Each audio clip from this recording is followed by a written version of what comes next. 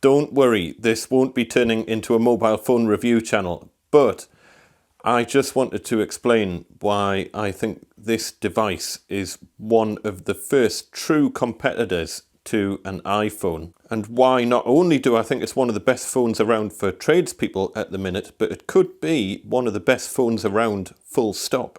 When I go out and spend £500 on a track saw or a table saw, I'm expecting it to last for a long time. These are big purchases and I can't afford for them to break. That's why it kills me spending a ton of money on a mobile phone that best case I'm going to drop and worst case is going to make itself obsolete after 3 years. I'm looking at you, Samsung. My mobile phone is an essential tool of my business and it gets a lot of abuse, whether I'm in the workshop or on customer sites. My phone is with me all the time. It gets covered in dust, it gets dropped, it gets chucked in my truck. And if it doesn't work, my business doesn't function. That's why I've always been really nervous about spending a lot of money on a good phone, because I know it's going to get trashed. Look at my poor S5. I've used it to the point of dysfunction. The power button's broken, every corner on the rugged case is broken. The screen protector is the only thing holding the screen together. The battery's shot and the phone itself now runs so slowly that it's just completely unusable. Now, I'm not getting into the whole Apple versus Android debate. I've used iPhones since they were very first released. I love iPhones. I've always said Apple give the best user experience by a country mile, but I've always hated iTunes. The fact that I couldn't even transfer my own music and videos off my phone without using the abomination that is iTunes put me off the platform forever. In fact, for a period of time, it was enough to drive me away from smartphones completely, and I got by with this little thing with infinite battery power. So, as things have moved on, I do have to say I like phones with a big screen. I just find it much easier to do all of the business-related things that I need to do on a phone when you've got that extra space to work with. Obviously, my Moto G was a jump up from the toy phone that I had, and then my S5 was a jump up from the Moto G, and I figured on my next phone purchase, I was more than happy to go for an even bigger screen. So the problem is, when you get into phones of that size, they cost a lot of money. At the time of filming, the Samsung Galaxy Note 9 is £899. The Huawei Mate 20 Pro is £899. The iPhone XS Max is £1,099. And the OnePlus 6T is 499 quid for a smartphone with a giant screen. I mean, don't get me wrong, it's £499 more than I'd rather pay for a mobile phone, but folk on Twitter seem to think it's good.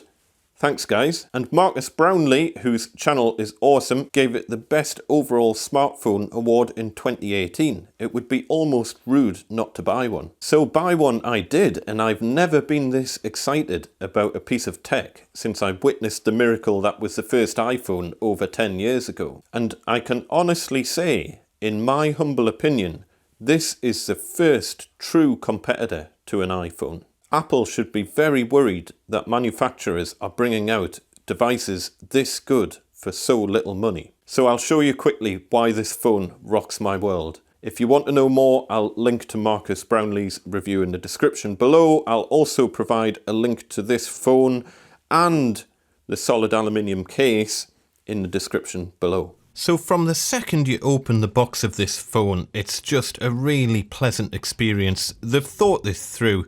The personal little note from the CEO, Pete Lau, is a really nice touch. Loads of little details that don't really cost anything but make a huge difference to me as the end user. The biggest thing, and why all manufacturers don't do this, is beyond me, but it comes with a screen protector pre-applied.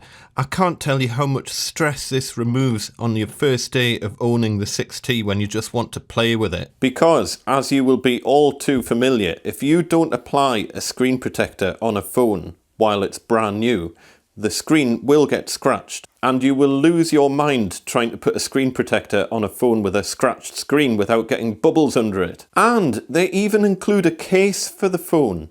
I mean, it's not the best case in the world, but it does the job to get you started. So if you need to get on with life and just use the phone straight away, you can. Top marks OnePlus for that. Of course, there's no headphone jack, which I think is a very sensible decision. Now, I have to interject here for a second, just so that I'm not a total hypocrite. But I have to be honest, when Apple said they were ditching the 3.5mm headphone jack on the iPhone 7, I thought it was a catastrophically stupid idea. I thought it'll never catch on. I thought I will never ever buy a phone that doesn't have a headphone jack on. And it was just another good reason not to go back to Apple. Hands up, I was wrong. The headphone jack is dead. RIP headphone jack. And if you do need it, it comes with a lovely little 3.5mm dongle, so it's just not a problem. It's one less place for dust to get in. I also have to say it comes with the nicest USB cable I've ever seen. Needless to say, the phone itself is stunning. I'll very quickly run you through the specs of my phone. 6.4-inch AMOLED display, glass back, Qualcomm Snapdragon 845 processor, 6GB of RAM, 128GB storage, dual SIM. It's dual SIM! I can't believe they're not making a bigger deal of that.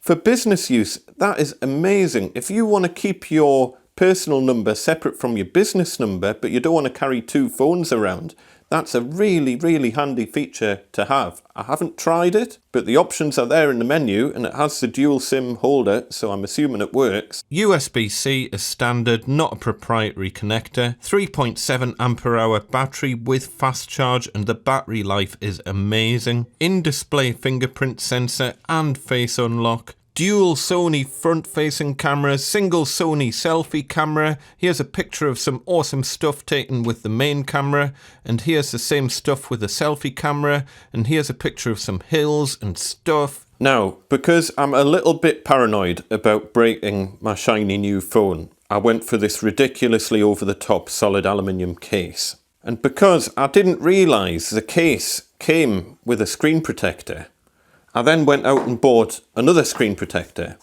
So I've now got 3 screen protectors. The main reason I went for an aluminium case is that I had a plastic rugged case on my S5 and it just wasn't up to the job. As you can see, every corner's broken off and it didn't save the screen when it landed on that corner. So my aluminium case has the catchy name of Hybrid Armour Aluminium Heavy Duty Bumper Hard Tough Protective Cases Shock Reduction Cover Phone Case for OnePlus 6T. I was wary, but it's awesome. The phone gets perfectly cradled in a little silicone basket, and the aluminium front bezel physically screws onto the aluminium back cover with these gorgeous little hex screws. It comes with a tiny hex driver that's perfect for the job. The buttons all work perfectly through it with a lovely positive feel. We've got a silicone dust cover at the bottom to protect the USB port, and it has an inbuilt slider to operate the ring control. This can be a bit tricky to use and needs more of a pinch action with strong fingertips.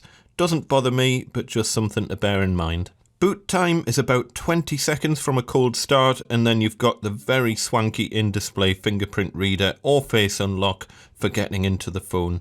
The face unlock feature works brilliantly. The fingerprint reader works amazingly well, providing you've got relatively normal fingerprints. And of course, if you feel the need to moan about face unlock or fingerprints not working, you can still use all the usual methods of pattern, pin, password, on-body detection, trusted places, and voice match. And if that's not enough, then you're really beyond hope. And then we come to the small point of using the phone. And this is where I was absolutely blown away. For a £499 phone, it is so fast. Everything about it is an absolute pleasure to use. The display is stunning. There's absolutely no lag. Every app I use on a daily basis for my business just works flawlessly. The camera's great with the instant on-screen exposure control, and above all, to retain my own sanity, I'll show you how easy it is to copy my own MP3s or videos onto my own phone. Take the phone, face unlock, plug it into the USB-C, tell the phone to go into transfer mode. I can now see the full phone as a drive, copy it over.